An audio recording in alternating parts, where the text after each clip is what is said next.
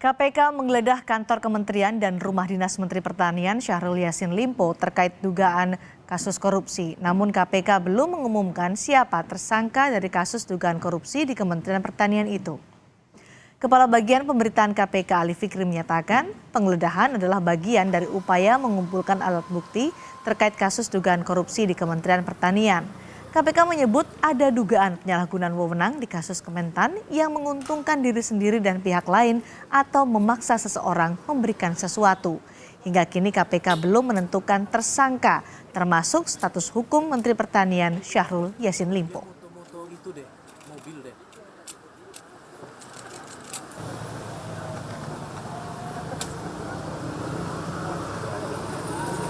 Sejauh ini yang sedang kami lakukan proses penyidikannya terkait dengan perkara ini adalah berkaitan dengan dugaan korupsi. Ini kalau dalam konstruksi bahasa hukumnya ya, dengan maksud menguntungkan diri sendiri atau orang lain secara melawan hukum, atau dengan menyalahgunakan kekuasaannya memaksa seseorang memberikan sesuatu, begitu ya. Tapi yang pasti bahwa dalam proses penyidikan yang sedang KPK lakukan ini berbeda ya, karena di KPK itu kan ada SOP tersendiri. Dasarnya tentu di Undang-Undang KPK ada pasal 44, kemudian KUHP juga dipakai dalam hukum acaranya, begitu ya. Dalam proses penyidikan itu pasti kemudian ada pihak yang ditetapkan sebagai tersangka, begitu ya. Namun siapa tersangka atau para tersangka yang sudah ditetapkan tersebut pada saatnya nanti pasti kami akan umumkan secara resmi, begitu ya. Kamis malam hingga Jumat dini hari, KPK menggeledah rumah dinas Menteri Pertanian Syahrul Yassin Limpo di Kompleks Widya Chandra, Jakarta. Selain menemukan dokumen, KPK juga menyita uang puluhan miliar rupiah dalam bentuk rupiah hingga mata uang asing. Selain rumah dinas Menteri Pertanian, KPK juga meledah ruang Menteri Pertanian dan ruang Sekjen Kementerian Pertanian. Ditemukan antara lain sejumlah uang rupiah dan juga dalam bentuk mata uang asing. Ya. Juga beberapa dokumen ditemukan di sana seperti catatan keuangan dan juga pembelian beberapa aset yang bernilai ekonomis tentunya, serta dokumen lainnya yang terkait dengan perkara. Ditemukan juga barang bukti elektronik. Pertanyaan dari Mas Nyam, berapa jumlahnya? Sekira sejauh ini puluhan miliar yang kemudian ditemukan dalam proses penggeledahan dimaksud. KPK telah menggeledah rumah dinas dan kantor Menteri Pertanian Syahrul Yassin Limpo. Penggeledahan di rumah dinas Menteri Pertanian disita sejumlah barang, antara lain uang miliaran rupiah dalam bentuk mata uang rupiah dan mata uang asing, catatan keuangan, dokumen pembelian aset, serta alat bukti elektronik.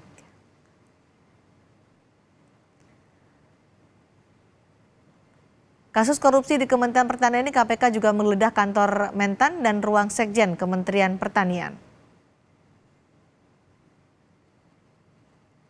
Kami ingin menjelaskan begini saja, karena dalam proses penggeledahan tentu yang kemudian kami ambil dan kemudian kami analisis adalah yang berkaitan dengan perkara. Adapun tadi Mas Yedi bertanya apakah betul ada senpi, kami ingin menjelaskan bahwa kami sudah berkoordinasi dengan pihak kepolisian daerah DKI Jakarta, tentunya terkait temuan yang ada dalam proses penggeledahan dimaksud.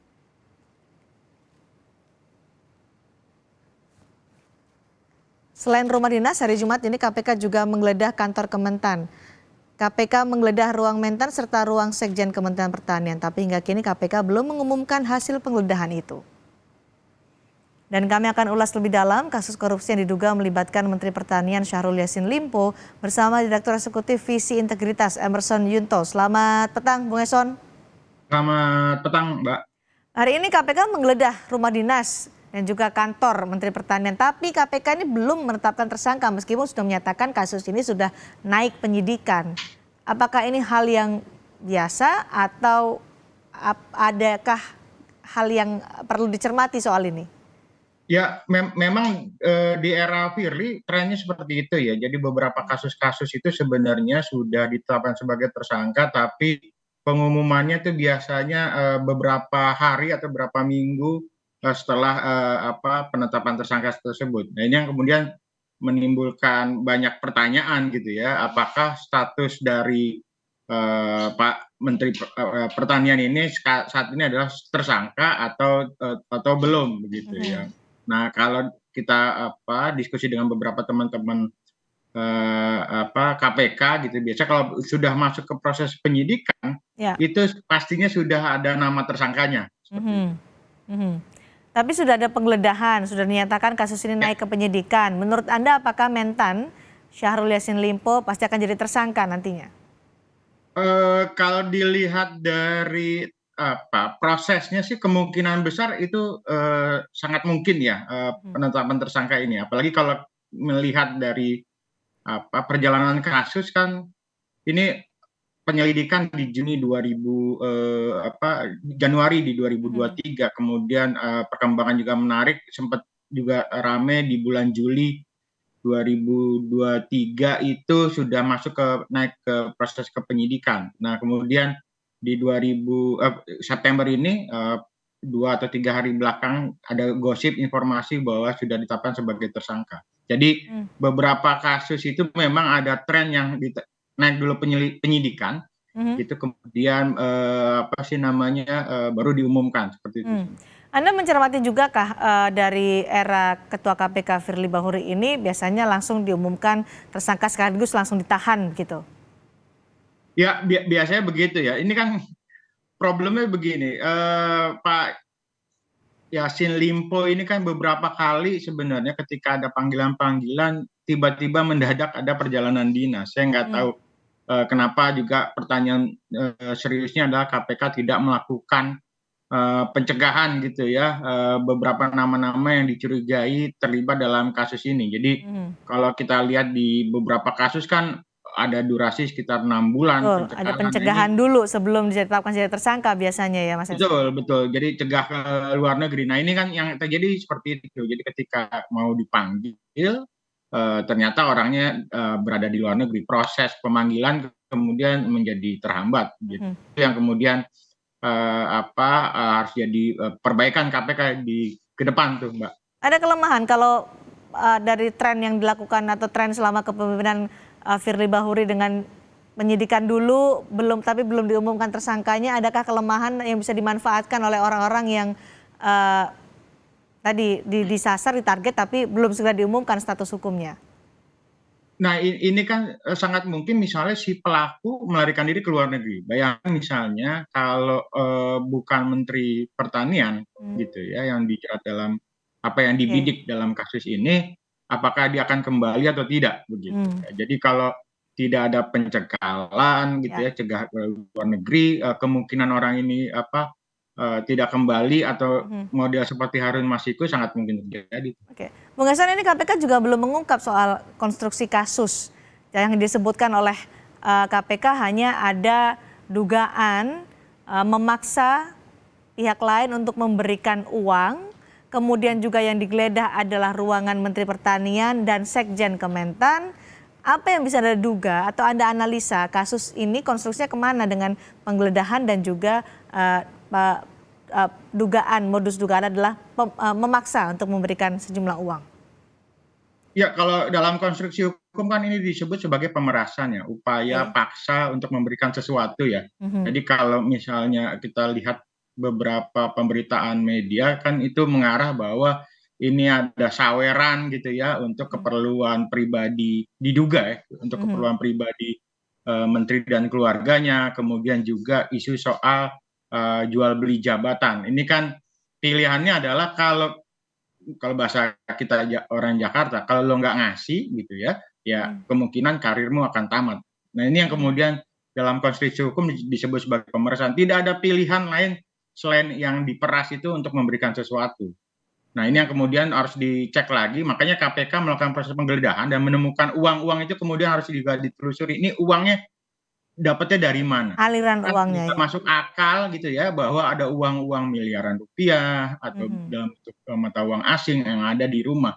Hmm. Dalam situasi saat ini kan semuanya harusnya masuk ke perbankan seperti itu. Mhm. Anda mengamati apa yang kemungkinan terjadi di tubuh Kementerian Pertanian dengan tadi dugaan KPK ada upaya untuk memaksa pihak lain memberikan uang, kemudian juga diduga ada tindak pidana korupsi. Apa yang mungkin terjadi di tubuh Kementerian Pertanian soal tindak pidana korupsi ini? Jadi ini menunjukkan bahwa memang ada kelemahan di sistem pengawasan. Sistem pengawasan di sebuah lembaga termasuk dalam hal kementeriannya akan berhasil kalau top pimpinannya punya komitmen dalam hal pemberantasan korupsi. Kalau dia juga jadi bagian, ya itu wassalam ya, agak susah kita berharap misalnya kasus ini kan sebenarnya bisa diantisipasi, bisa diselesaikan di internal kalau memang pimpinannya punya komitmen anti korupsi. Ini kan selalu digembar-gemborkan juga menjadi sangat ironi bagi kita, misalnya Pak Yasin selalu klaim bahwa di Kementerian Pertanian itu WTP berkali-kali, kemudian WTP wajar tanpa pengecualian predikat dari BPK, kemudian juga ada beberapa unit gitu ya atau lingkup Mhm. kerja di mana di kementerian yang itu menyandang wilayah bebas dari korupsi.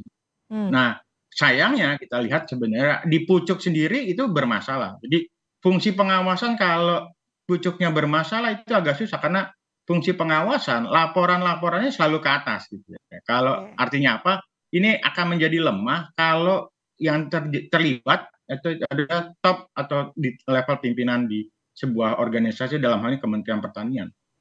Jadi Anda juga menduga Menteri Pertanian juga terlibat dalam kasus ini ya?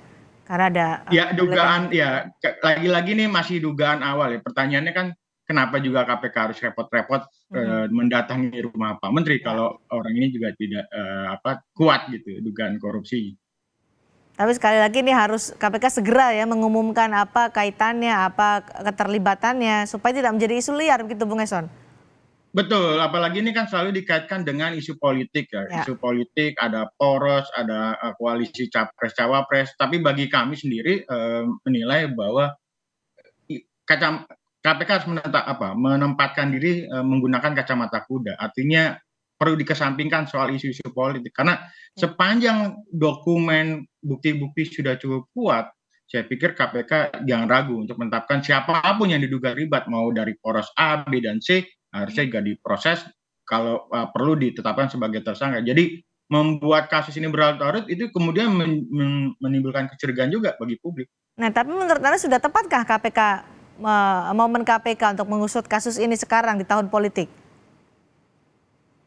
Kan kalau kasus ini naik ke proses penyelidikan kan jauh sebelum hingar-bingar politik ya. Jadi Ya. kalau merujuk beberapa informasi yang kita terima, ini kan Januari aja sudah masuk proses penyelidikan. Mhm. Jadi itu kan belum ada nama-nama capres-cawapres yang kemudian rame seperti yang terjadi di minggu-minggu ini. Jadi kalau sudah ada cukup bukti yang kuat, ya nggak perlu ragu tuh menetapkan siapapun ya yang diduga terlibat sebagai tersangka. Oke, dengan segera ya, tidak mengambang Segera. seperti ini ya. Penyidikan sudah tapi belum ada tersangka begitu Bung Eson. Ya, itu yang kemudian harusnya dikritik, diperbaiki oleh KPK di era Pak Firly ya. Jadi Mhm. menunda-nunda penetapan tersangka ini justru itu bukan suatu citra yang positif bagi KPK. Jadi yang terjadi adalah mencurigai kemungkinan-kemungkinan misalnya kong kali kong atau main mata. Padahal mungkin kerja-kerja teman-teman di penyidik atau Oke. penyelidik sebenarnya sudah on the track, tapi keputusan kan lagi-lagi ada di pimpinan. Soal amatan Anda di Kementerian Pertanian, apa yang kemungkinan terjadi di sana, dugaan tindak pidana korupsi dengan pemerasan itu yang disebutkan oleh juru bicara KPK Ali Fikri? Ya, kalau dilihat dari kasus-kasus ini kan ya tadi itu, jadi ada saweran permintaan misalnya saya nggak tahu Jabatankah? apakah gimana Mbak? Jual beli jabatan masuk dalam itu apakah juga terjadi menurut pengamatan Anda? Di beberapa kasus kita lihat ya, kalau di kepala daerah itu satu hal yang lazim ya.